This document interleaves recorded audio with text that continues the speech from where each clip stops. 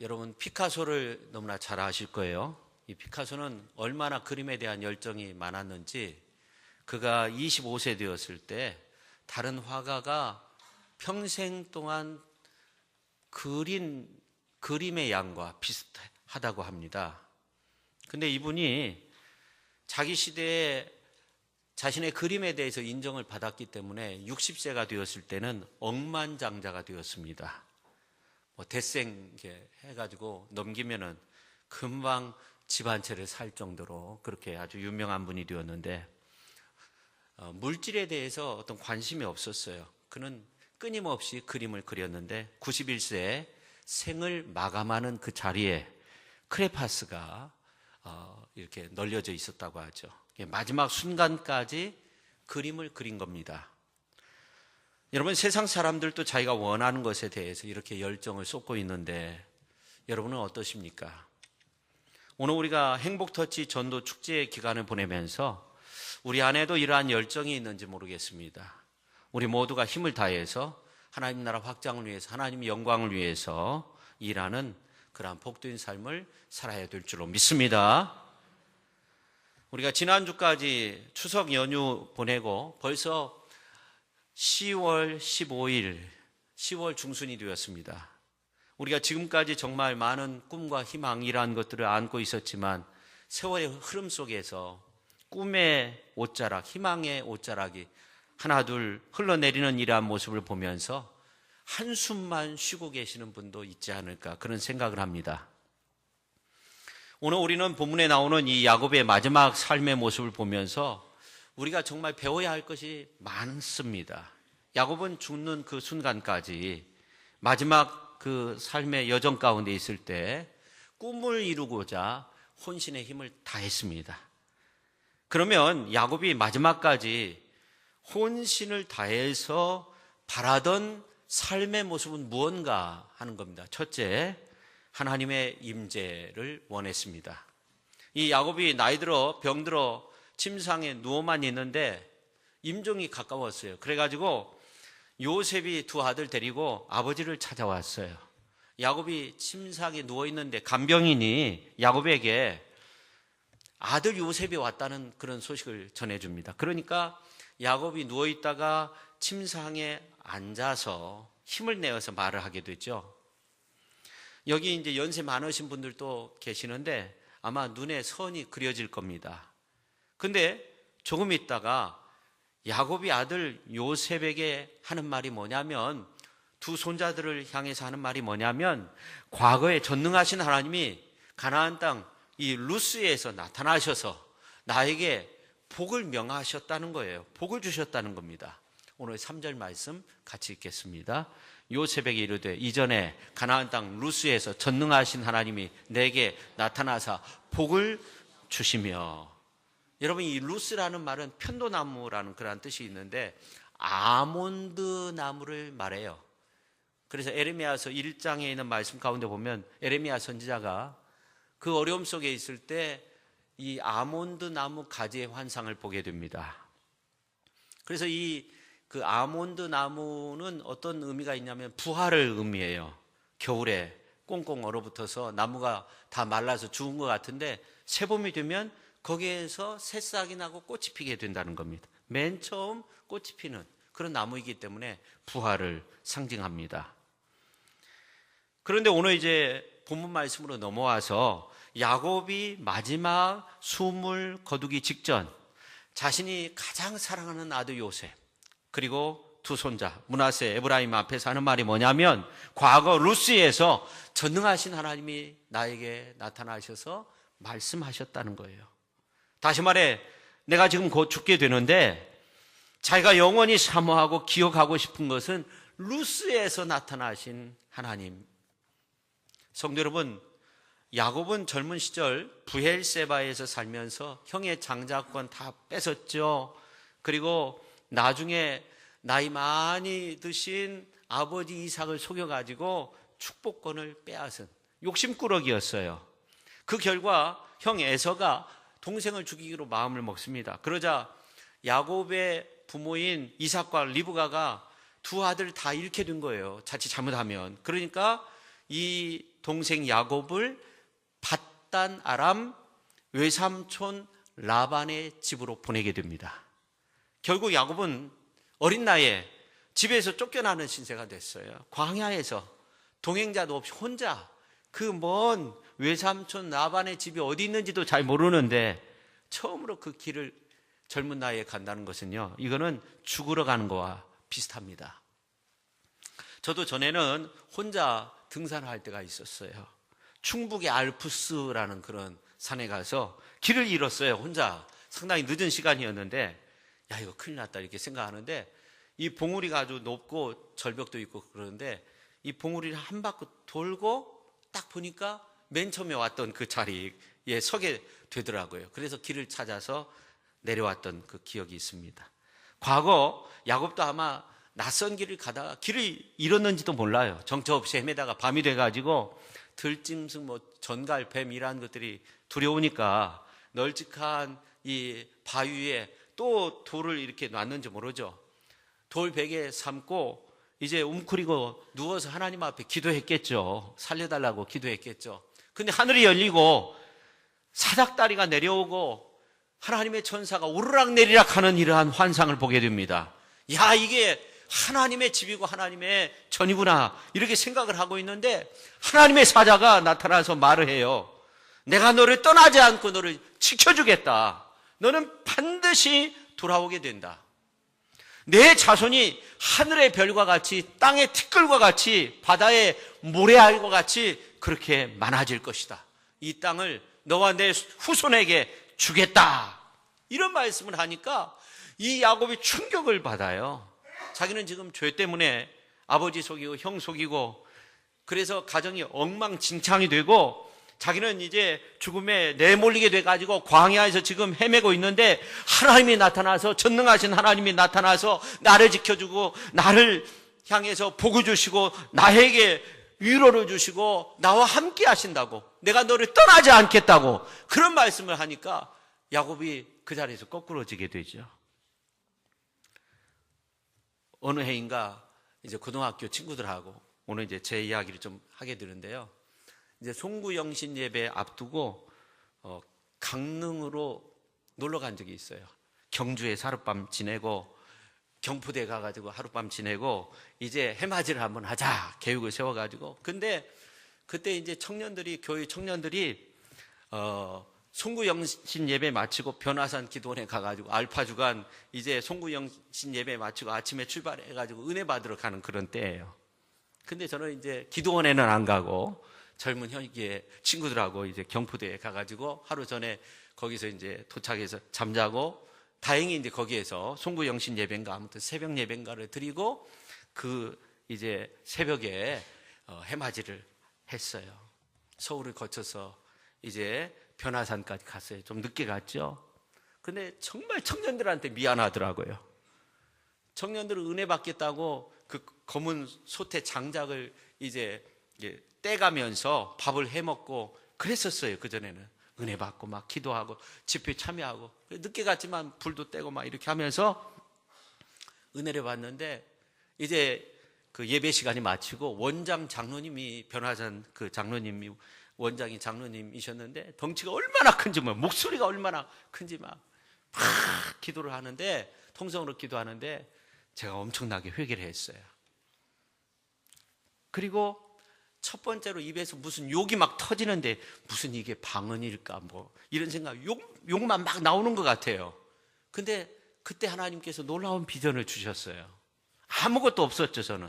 근데 하나님께서 큰 비전을 주셔서 그 비전을 가지고 제가 지금 목회하고 있는 것 같아요.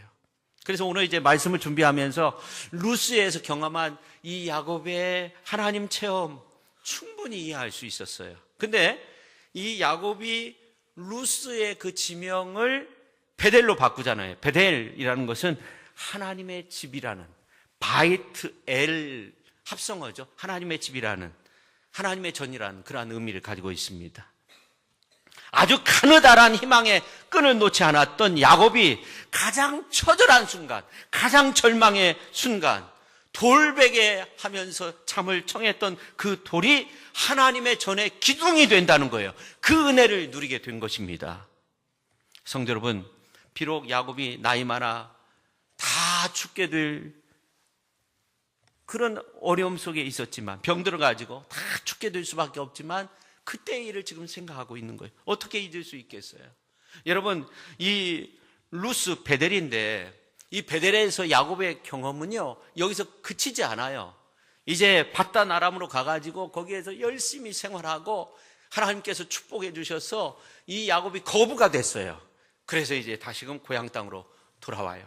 하나님 앞에 약속한 이 베델에서 하나님 앞에 제단을 쌓기로 그렇게 약속했는데, 야곱 일행이 그 가족이 세겜이라는 그 찬란한 어떤 도시 문화 속에 들어가게 됩니다. 그러니까 베델로 가지 않고 이 세겜이라는 곳에서 오래 머물게 돼요. 이러한 가운데 야곱의 가정에 큰 어려움이 빠졌어요. 그것은 뭐냐면 귀한 딸이 성폭행을 당한 거예요. 세겜 땅에서 세겜이라는 왕자에 의해서 폭행을 당하게 돼요. 그래서 이 왕자가 다행히 디나에게, 그러니까 딸 디나에게 결혼을 하자고 요구를 하는데, 이 친오라비들이 시므온과 레위가 화가 나가지고 우리는 그렇게 할 수 없다. 실제적으로 이제 율법에도 그것을 막고 있죠. 그래서 결혼을 하기 위해서는 당신네들 남자들이 할례를 받으면 우리 누이를 데려갈 수 있도록 하겠다, 그렇게 약속을 해요. 그래서 남자들이 다 할례를 받게 되고 3일째 되는 가장 고통스러울 때 시므온과 레위가 칼을 들고 가가지고 세겜성에 있는 남자들을 다 죽입니다. 그리고 재산을 노략질 해가요. 잔혹한 그런 일들을 범하게 되죠.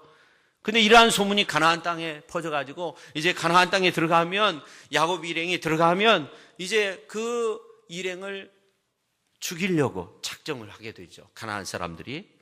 자, 이러한 가운데 어떻게 할 수 없는, 갈 수도 없고 가만히 있을 수도 없고 돌아갈 수도 없는 이러한 상황 속에 있을 때 야곱이 하나님 앞에 부르짖어 기도하죠. 그때 하나님께서 야곱에게 말씀하세요. 너는 베델로 올라가라 하는 겁니다.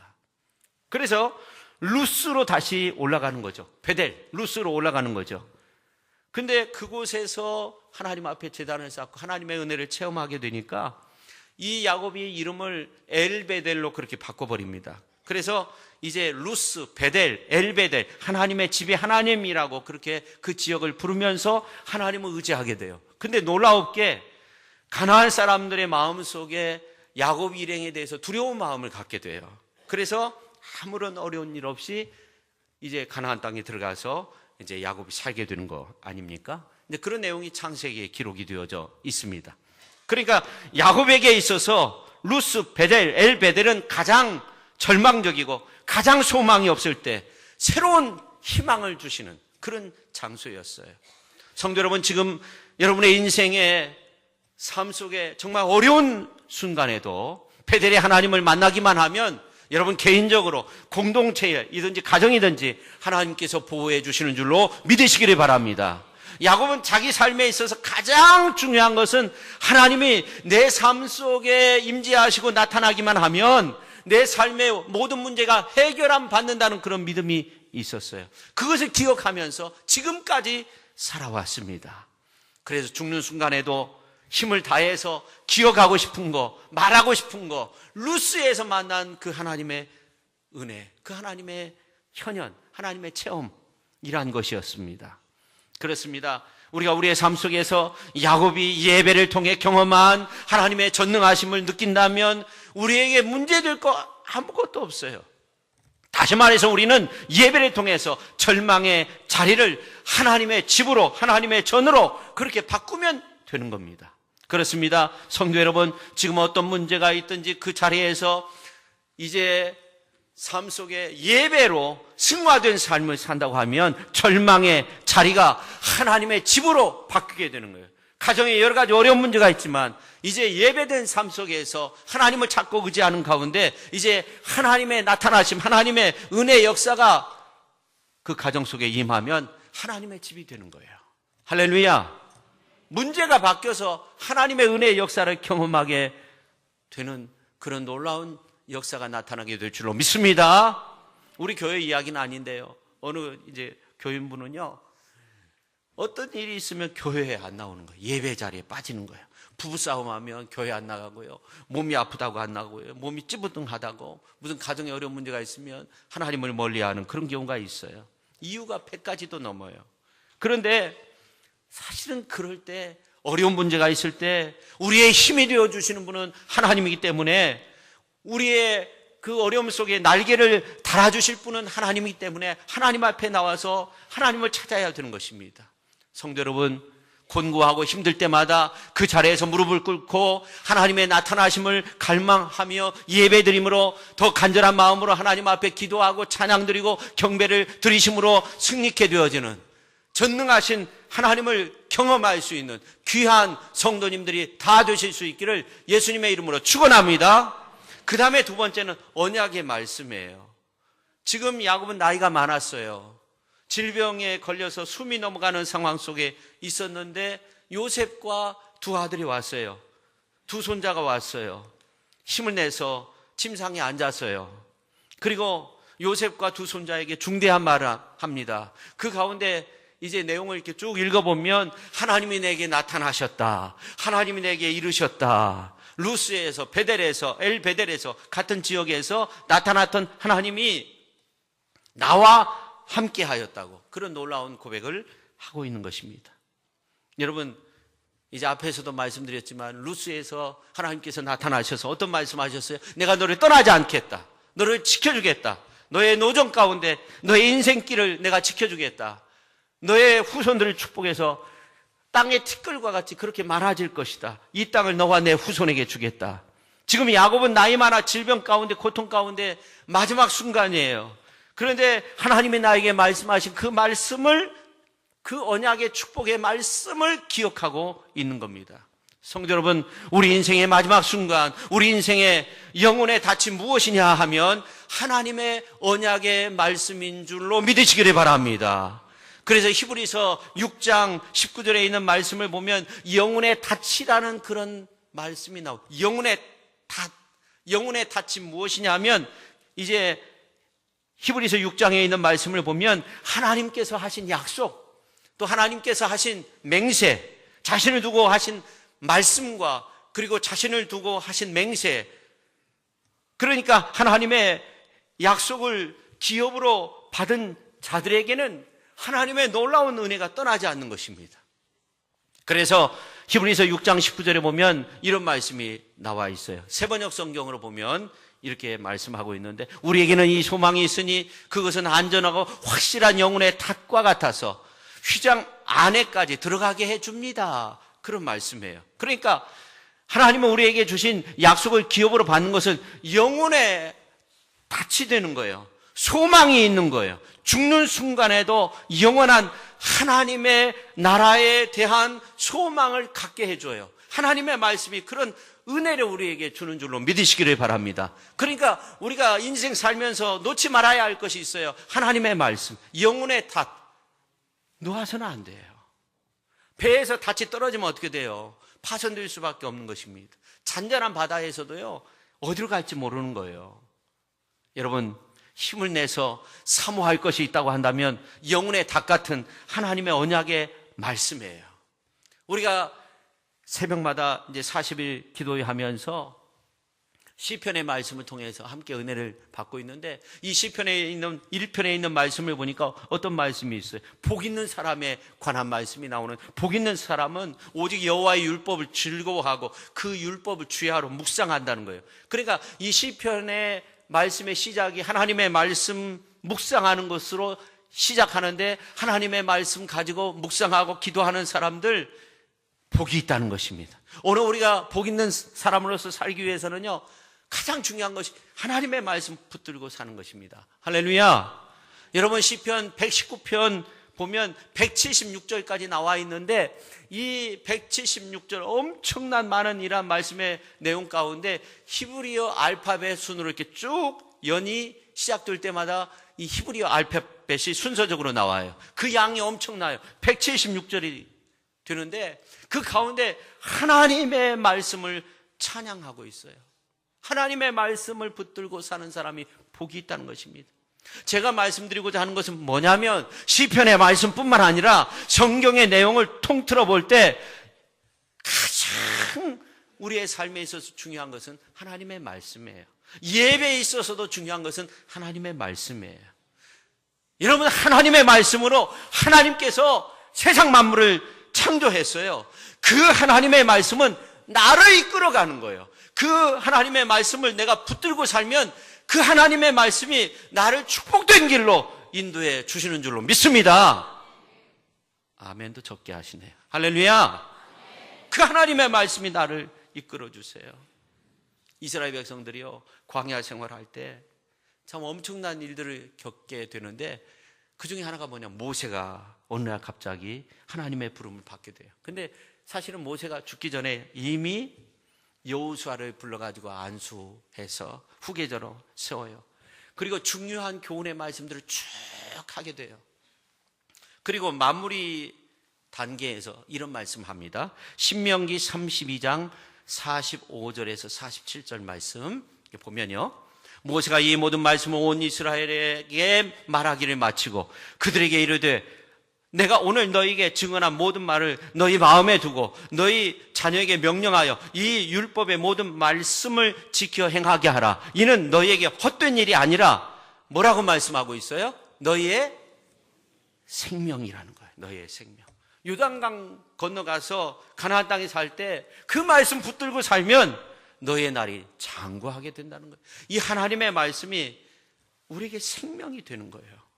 이 말씀의 내용은 한마디로 하나님의 말씀 붙잡고 살라는 거예요. 옆에 분한테 한번 말씀해 주세요. 하나님의 말씀 붙잡고 사십시오. 우리가 앞으로 얼마나 인생 살지 모르지만 하나님의 말씀 꼭 붙들고 사는 거예요.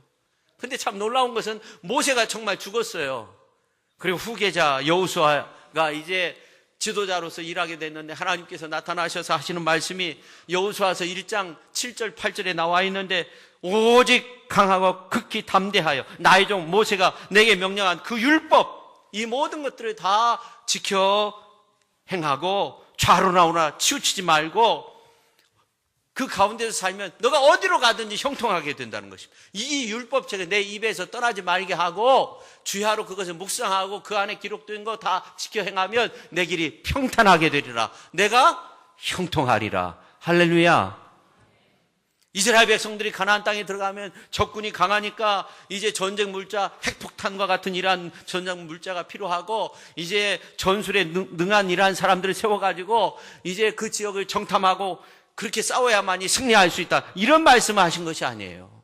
하나님의 말씀을 붙들라. 주야로 하나님의 말씀을 묵상하라. 하나님의 말씀 지켜 행하라.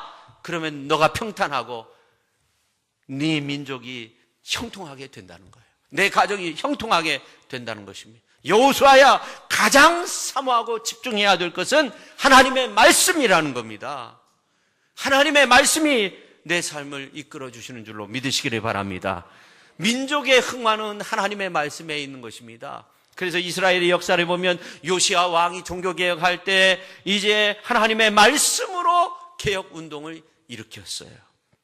아모스 선지자는 하나님의 말씀이 없는 기갈에 대해서 이게 너무너무 위험하다. 아무리 먹을 것이 많아도 하나님의 말씀이 없으면 그 민족은 굶어 죽게 된다는 거예요. 그것뿐만이 아니에요. 호세아 선지자는 여호와를 아는 지식이 없으므로 이 백성이 망할 수밖에 없다는 것입니다. 베드로 사도는 말했습니다. 천지는 다 없어질지라도 하나님의 말씀은 영영이 서리라. 할렐루야. 우리 예수님께서 왜 십자가상에서 다 이루었다, 테텔레스타이 헬라어로 이런 말씀을 했습니까? 다 치루었다, 다 이루었다. 왜 이런 말씀을 했습니까? 하나님의 말씀을 이루기 위해서, 그 하나님의 말씀을 이루기 위해서 끝까지 모진 고난과 고통을 다 참으시고 다 이루었다. 그렇게 말씀하셨어요. 그래서 오늘 본문에 보면 야곱이 나이가 많아서 병에 걸려서 마지막 순간이 되었을 때 아들 요셉의 식구들을 다 모아놓고 하나님의 말씀이 얼마나 소중한 것인가를 알려주고 있습니다. 죽음을 앞둔 순간에도 내 운명을 바꿀 수 있는 것은 하나님의 말씀이라는 거예요. 그 하나님의 말씀이 영혼의 닷과 같은 거고 내 삶의 기업이 된다는 것입니다. 할렐루야. 사도 바울은요, 골로새 교회에 편지 쓸 때 마음에 소원하는 것이 있었어요. 이렇게 편지를 씁니다. 골로새서 3장 16절에 있는 말씀을 보면 그리스도의 말씀이 여러분 가운데 풍성히 살아있게 하십시오. 그리스도의 말씀이 여러분 가운데 풍성히 살아있을 수 있도록 해달라고 그렇게 요청을 했습니다.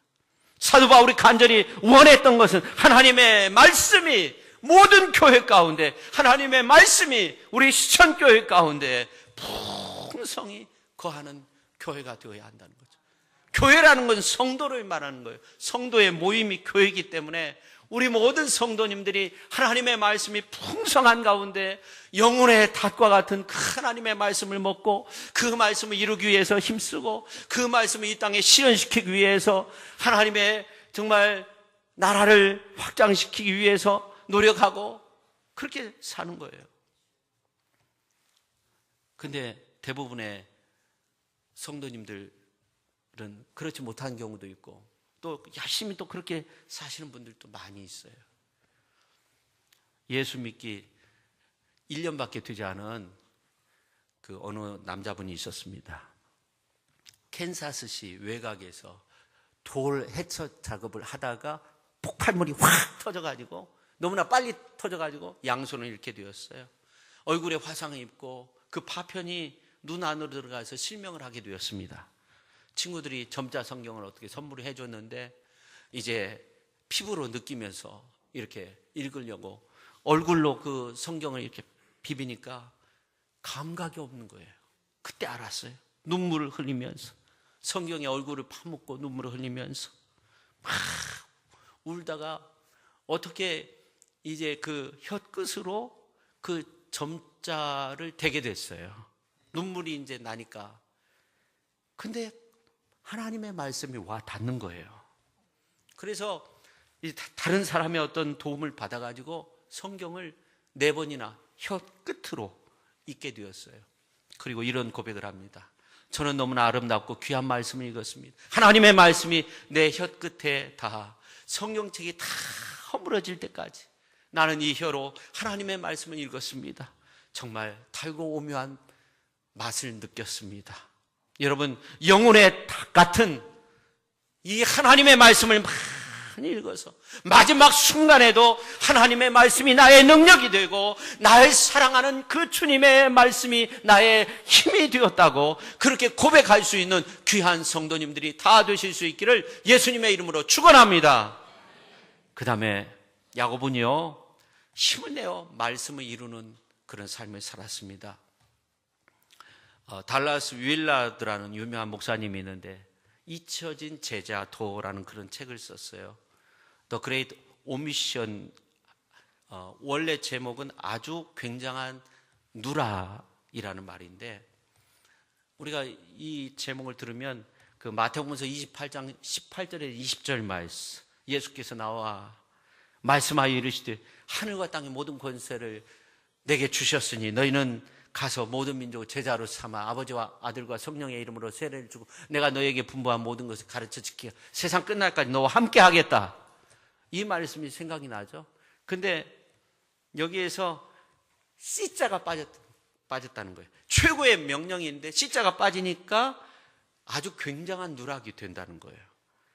그분의 주장은 뭐냐면 우리가 지상 최대 명령이라고 잘 알고 있는데 우리의 삶의 모습을 보면 너희는 가서 모든 민족으로 제자 되고 제자 삼는 일을 해야 되는데 그렇게 하지 않는다는 거예요.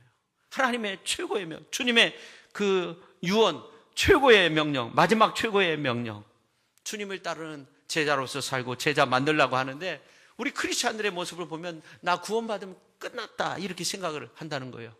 여러분, 우리는 예수 그리스도의 십자가의 보혈의 능력이 필요합니다. 할렐루야. 근데 우리가 구원받기 위해서만 필요한 것은 아니에요.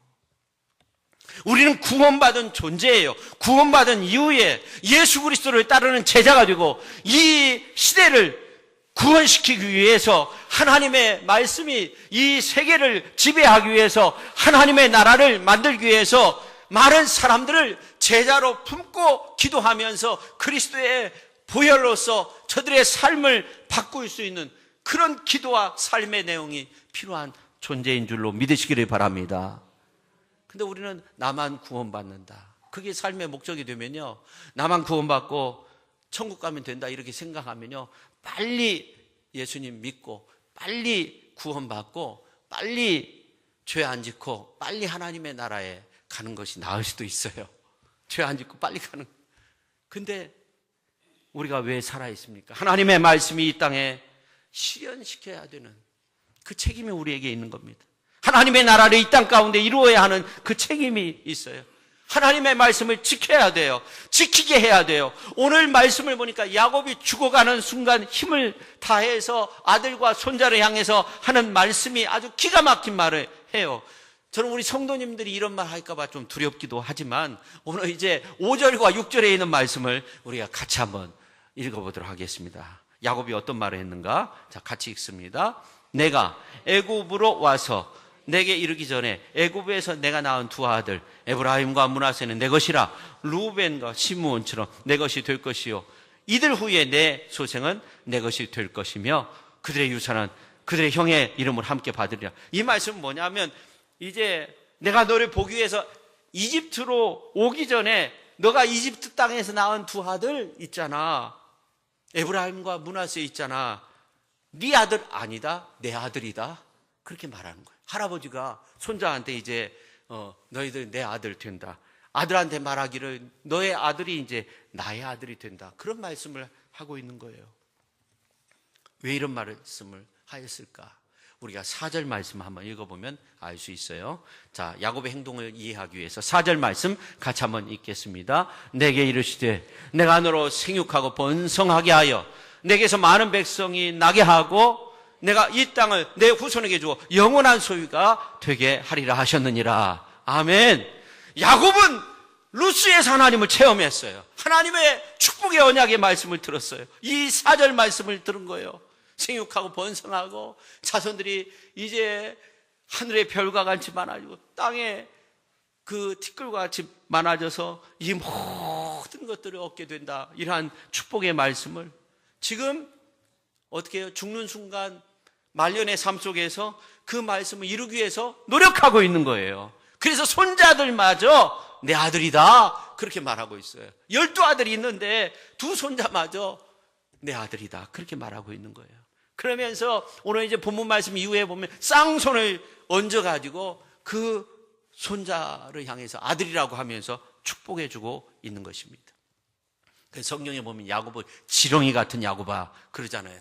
야곱의 진념이 뭐냐면 하나님이 내게 복을 주시겠다고 하면 그 언약의 축복의 말씀이 내 삶의 현장 가운데서 이루어지기 위해서 정말 최선의 노력, 죽을 때까지 그 최선의 노력을 다했다는 거예요. 오늘 우리는 어떻습니까? 하나님의 언약의 말씀이 우리에게 주어졌는데도요 그냥 내 삶, 내 노력 하지 않고 되겠지 이런 식으로 신앙생활하는 우리의 모습은 아닙니까? 그러나 야곱은요 죽는 순간까지 그렇게 하지 않았어요. 야곱은 내 삶과 내 노력과 내 모든 힘을 다해서 하나님의 언약의 축복의 말씀이 이루어지기 위해서 힘을 썼던 거예요. 그래서 나중에 레위 지파는 기업을 받지 못하게 되잖아요. 근데 요셉의 두 아들 이제 지파가 되죠. 에브라임 지파, 므낫세 지파가 이제 포함돼 가지고 12지파가 되는 거예요. 그래서 12지파 국가가 이스라엘이 만들어지게 된 거고요. 더 나가서 요한계시록에 보면 이 12지파가 나오잖아요. 끝까지 마지막까지 영적 가족으로 남게 되는 하나님의 나라와 의를 이루는 놀라운 일을 누가 한 거예요? 야곱이 하였습니다. 성서의 위대한 인물들 또 위대한 믿음의 사람들의 모습을 보면요 하나님의 언약의 말씀이 그 축복의 말씀이 내 삶 속에서 이루어지기 위해서 내가 가진 인맥을 통해서 내가 친절히 대하고 그 언약의 말씀이 이루어지기 위해서 끊임없이 기도하고 끊임없이 노력하는 사람들 그게 위대한 하나님의 사람들이었습니다. 여러분 야베스의 기도가 왜 유명합니까? 야베스 기도라는 책이 나와서 유명합니까? 야베스는 고통 중에 태어났어요. 그래서 이름이 고통이에요. 사람들이 고통이라고 부르는 거예요. 근데 살면서 끊임없이 하나님께 기도했어요. 하나님 내 지경을 넓혀달라고. 언약의 축복의 말씀이 이루어지기 위해서 끊임없이 기도했던 사람. 그래서 야베스의 기도가 유명한 것입니다. 하나님이 다 들어주신 거예요. 성도 여러분, 야곱이 위대한 이유가 뭐냐면 숨이 넘어가는 그 순간에도 하나님의 말씀으로 내 후손을 축복의 역사 가운데 넣기 위해서 힘썼다는 거예요. 영적인 하나님의 축복을 받도록 하기 위해서 손자를 아들로 그렇게 부르면서 두 손을 들어서 안수하면서 축복하고 있는 이 모습, 우리가 한번 생각해 봐야 된다는 것입니다. 우리 교회가 지금 행복터치 전도 축제를 하고 있습니다. 이 기간을 통해서 우리가 우리의 소명이 막 불타오를 수 있어야 돼요. 열정이 있어야 돼요. 야곱과 같은 그런 열정이 있어야 돼요. 뜨거운 열정에 사로잡혀야 돼요.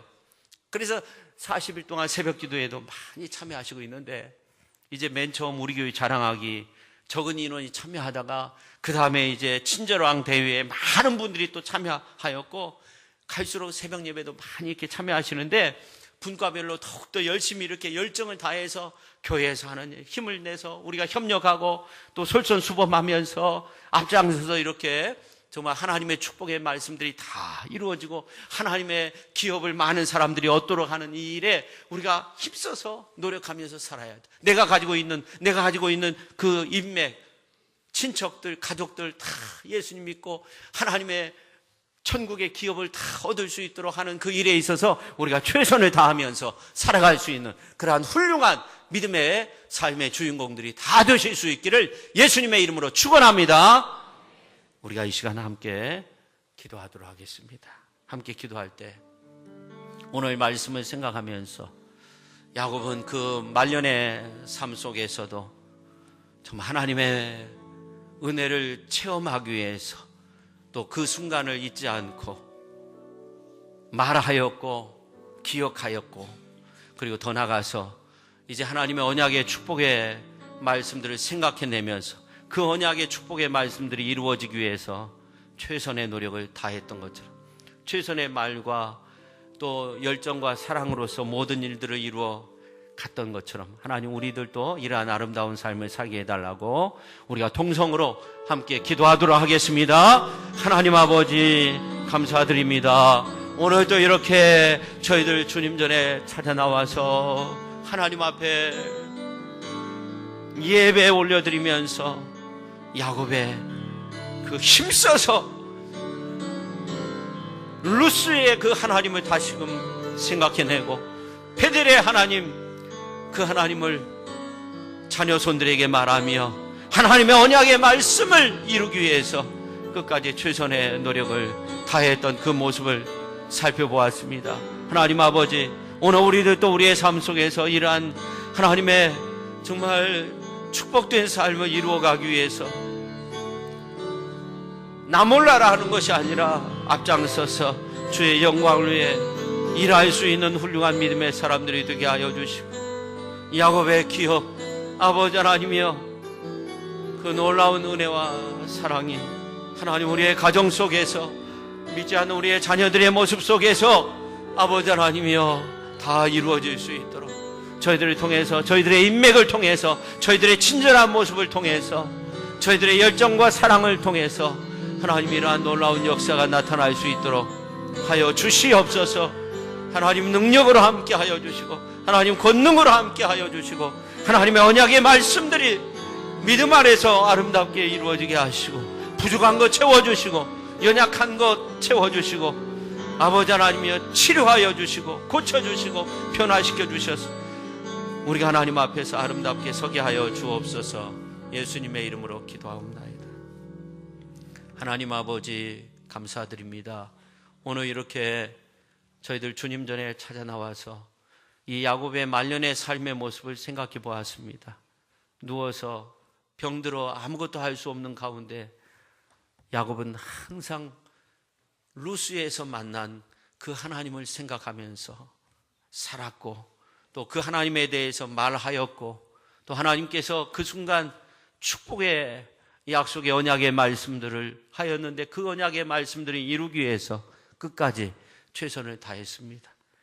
오늘 우리의 삶 속에서도 이러한 하나님의 놀라운 은혜가 아버지 하나님이여 정말 영적 기업의 주인공으로서 저희들 아름답게 서게 하시고 그러한 놀라운 은혜가 우리의 가정과 또 우리 인맥 친지들 또 이 나라 이 지역 가운데 우리가 알고 있는 많은 사람들 가운데 나타나기 위해서 힘쓰게 하시고 정말 친절로 사랑으로 열정으로 그들을 구원해낼 수 있는 저희들 되게 하시고 또 저희들도 끝까지 믿음 안에서 승리할 수 있도록 하나님의 말씀 붙들고 승리할 수 있도록 하나님 저희들을 이끌어 주시고 함께하여 주옵소서. 예수님의 이름으로 기도하옵나이다. 아멘.